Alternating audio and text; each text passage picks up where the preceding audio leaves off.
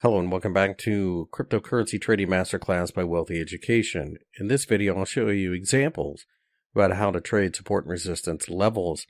So in front of you, I have the Bitcoin chart, and it's a simple line chart. It just shows you, it adds to the line at the end of every day and draws a line like you have seen in multiple other charts in the world and, far beyond finance.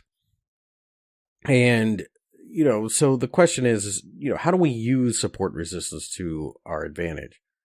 Well, the first thing is you click on this horizontal line tool. And if it's not horizontal, then it may look like a trend line. Just drag it down after clicking on the sub menu. And we look for a place where the market seems to either fail to get above or fail to get below. And I also like to look for round big numbers. I start there. So instead of 62, whatever that was, 6,000, kind of take a look at it. And you can see that obviously they were struggling to break it below there. Eventually they did, and things got rather ugly for a while. So Bitcoin struggled to get above there. So let's take a look at 4,000. We'll click on that.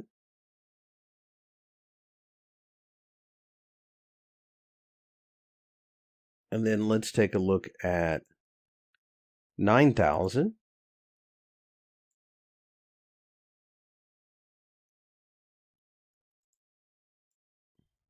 And so on. So I will go ahead and mark these at places that I think might be important.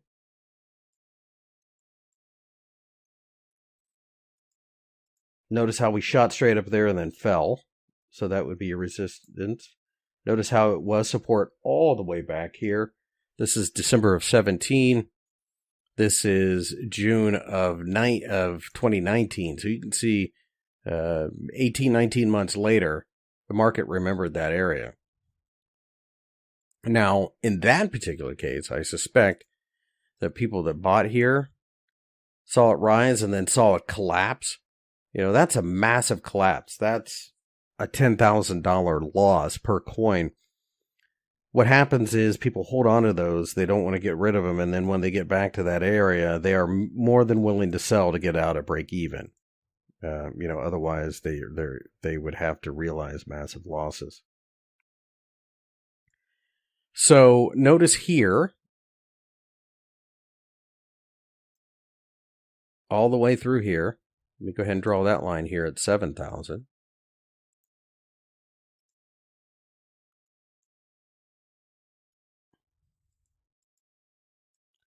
Notice how it affects the market a couple of times. And then we continue to go higher. We break above it. This 9,000 level comes into play again. 13,000 offered a little bit of resistance. We didn't quite get there previously. And then since then have taken off. So this is 20,000. This is 30,000. And this is 40,000.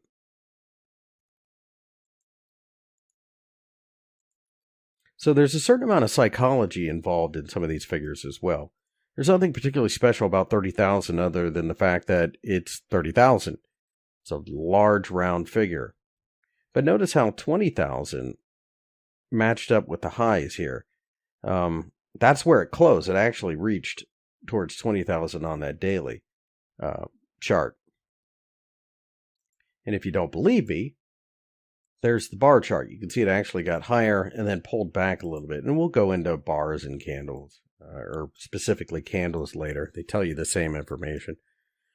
So how do you trade this? Well, it's pretty straightforward, really. You are looking for areas that matter. So again, let's make sure that we are at an area that matters, and then we can place a trade. So, for example, you can see that this was an area that the sellers could not break down below. People were willing to step in and buy here. But I want you to notice how for starters, the market had been falling for quite some time. And then I want you to notice how this area, 7,000, offered support. They came in a couple of times. But notice this. Notice that every rally, every time they tried to push it higher, they struggled a little bit. We finally broke through there. And this was your next kind of point of support. And then whammo, right there. That's where you really started to see the market take off. And it had been a grind lower. So that's the first thing you need to keep in mind. When the market behaves like this, you don't want to be a buyer. It tells you that there's something wrong. There's something seriously wrong with the price, and it's going lower. So with that in mind, this was a pretty straightforward trade to take. You short Bitcoin. Now, where are we going? Well, this is an area that caused some noise previously at 4,000. So that makes a perfect target. Makes perfect sense. With that in mind, you can also take a look. Like 5,000 caused a little bit of a reaction. So what I like to do typically is I like to have a target ahead of time, if at all possible, unless it's a long-term kind of investment. You take the trade once you are below, once you close on the day, in this case, the daily. It doesn't have to be daily, it could be hourly. But on the daily, once you are below 6,000, you sell, you aim for a target. Where's your stop loss? Well, your stop loss generally is going to be where you broke down from. So that would be your initial stop loss. You hit your target, that's a pretty straightforward trade, right? Some time goes by, and you can see that 4,000 continues to offer resistance. And then we break out to the upside. So once you get a strong move to the upside, it's very simple thought process to put your stop loss just under 4,000. In this case, maybe 3,900. And you aim for the area that was previous support. Should be resistance now. And that's exactly where it went. Now, it comes down to the individual trader, but a lot of times what they will do is they will look for support, some type of area in the middle of this move. 5,000 makes sense. It's a large figure. It'll attract a lot of attention. So they will move their stop loss to there, and they will be out of the position if it turns around and falls from 6,000. Now, you have to be willing to accept the fact that you may give back some of the potential gains. In this case, it worked out quite nicely for you. Not only did you hit 6,000, but you hit 7,000, pulled back a little bit, found that to be supportive as well, and then took off. So at this juncture, you could have your stop loss just below 6,000. Now, you have absolutely a free trade at this point, and did here as well. Now you can really let it run. You take your lines. You see that we are breaking higher. You move your stop loss just below this area. You let it run. It breaks above 9. Keep in mind, these are all, until we get to about 13 and 20,000, like after 30 or 20,000, then that's where we have new lines. So these are all lines that you would have been aware of. At 9,000, on a break of that, you could put your stop loss behind the most recent pullback, then put your stop loss here at about 9,000. Your stop loss is at 9,000, and boom, you get taken out here. So that was a trade from 3,900 to 9,000. And, at one point you made even more profit. You could have been a little bit more conservative and move your stop back up when the first pullback occurred, if that's, if you didn't wait for it to break out. But worst case scenario, you're talking 3,900 to 9,000. Now, 7,000 had been important more than once.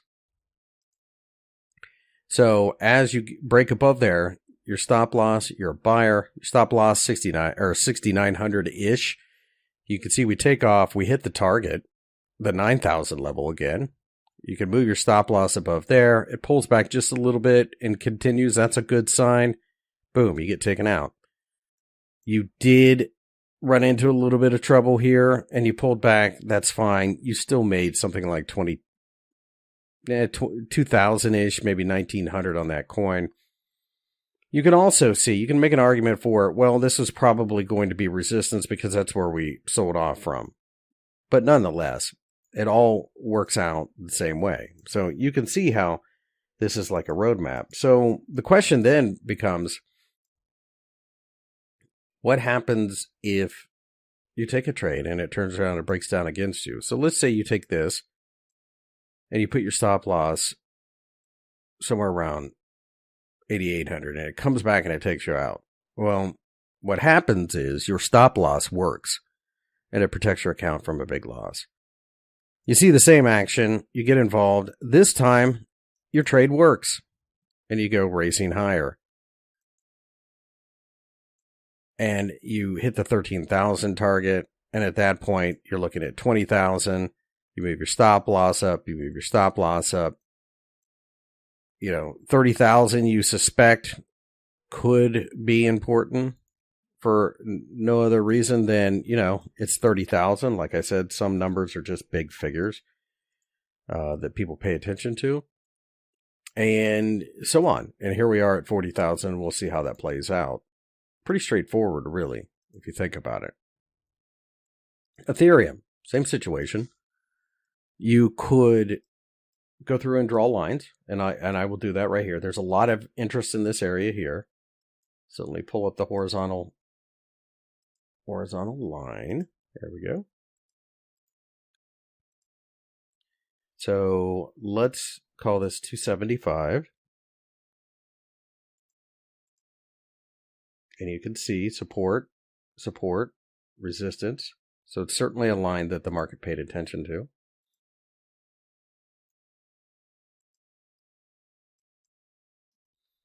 See what 400 has to say. I like that. That looks good.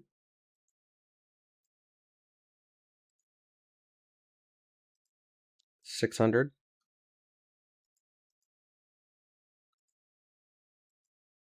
This is another thing, too, that you will pick up on in some markets.